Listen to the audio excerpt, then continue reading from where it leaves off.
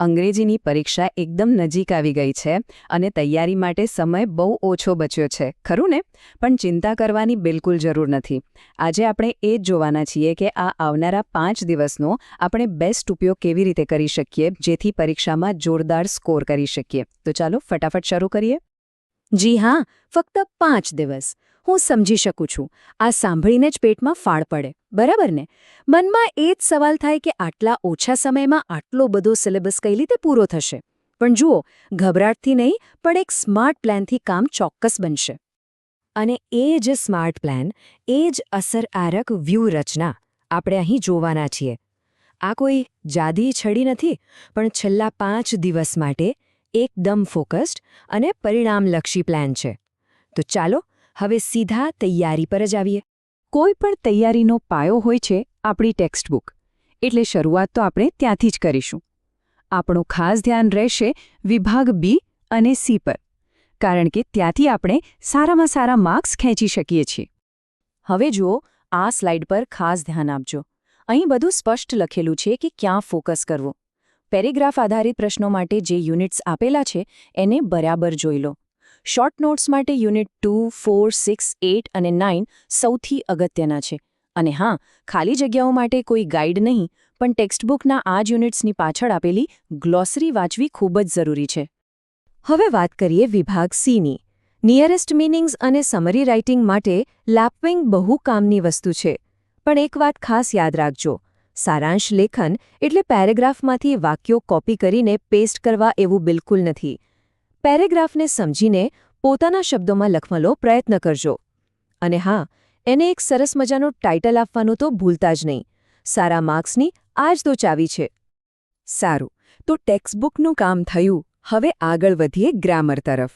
જુઓ, વિભાગ ડી એવો વિભાગ છે જ્યાં માર્ક્સ લાવી પણ શકાય છે અને ગુમાવી પણ શકાય છે. એટલે અહીં ચોકસાઈ બહુ જ જરૂરી છે.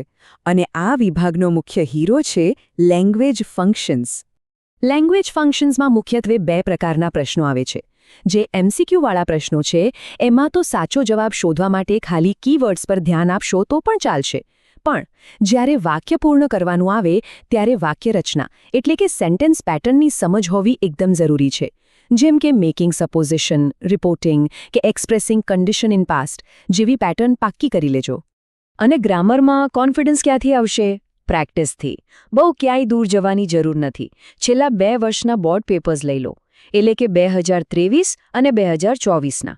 અને એમાંથી ડુ એઝ ડિરેક્ટેડ અને ઇનડાયરેક્ટ સ્પીચના પ્રશ્નો ખાસ સોલ્વ કરો. આનાથી તમને પરીક્ષાની પેટર્નનો એકદમ સાચો અંદાજ આવી જશે. ચાલો, હવે આવીએ એ વિભાગ પર, જ્યાંથી આપણે સીધા મોટા માર્ક્સ ઉઠાવી શકીએ છીએ. લેખન કૌશલ્ય, નિબંધ, અરજી અને ઈમેલ. આ એવા પ્રશ્નો છે જ્યાં થોડી સ્માર્ટ તૈયારીથી પૂરેપૂરા માર્ક્સ મેળવી શકાય છે. અહીં કેટલાક સંભવિત નિબંધના વિષયો આપેલા છે. હવે મારી એક સલાહ માનજો. આ દરેક વિષયને ખાલી વાંચી ના જતા, એના પર થોડું વિચારીને 4-5 મુખ્ય મુદ્દાઓ એક નોટબુકમાં લખી લો. પરીક્ષાના સમયે વિચારોને ગોઠવવામાં આનાથી બહુ જ મદદ મળશે. અરજી લેખનમાં એક નાની ભૂલ પણ માર્ક્સ કપાવી શકે છે. અને એ ભૂલ છે લાયકાતનો ઉલ્લેખ ન કરવો. તમે જે પણ પોસ્ટ માટે અરજી લખી રહ્યા છો તેની શૈક્ષણિક લાયકાત લખવી ફરજિયાત છે. આ સ્લાઇડમાં તમે જોઈ શકો છો કે દરેક પોસ્ટ માટે આ મુદ્દો કેટલો જરૂરી છે.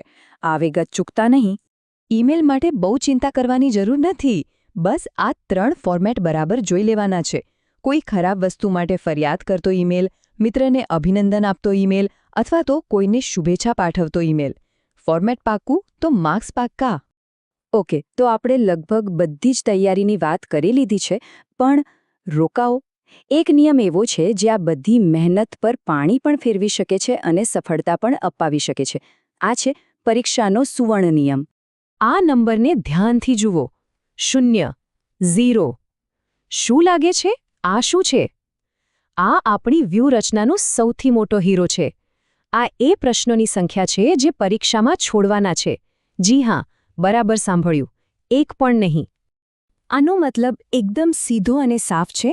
ભલે કોઈ પ્રશ્નનો જવાબ એકદમ પરફેક્ટ ન આવડતો હોય તો પણ ચિંતા નહીં કરવાની.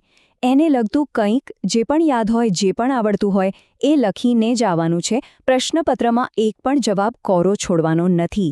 યાદ રાખજો, પ્રયત્ન કરવાના પણ માર્ક્સ મળે છે. તો બસ, આ 5 દિવસનો એકદમ સોલિડ પ્લાન હાથમાં છે અને એક પણ પ્રશ્ન ન છોડવાનો મનમાં સંકલ્પ છે. હવે વિચારો, સફળતા કેટલી દૂર હોઈ શકે? બિલકુલ નહીં. સફળતા હવે માત્ર એક યોજના નથી, પણ એક વાસ્તવિકતા છે. પૂરા આત્મવિશ્વાસ સાથે તૈયારીમાં લાગી જાઓ. પરીક્ષા માટે ખૂબ ખૂબ શુભેચ્છાઓ.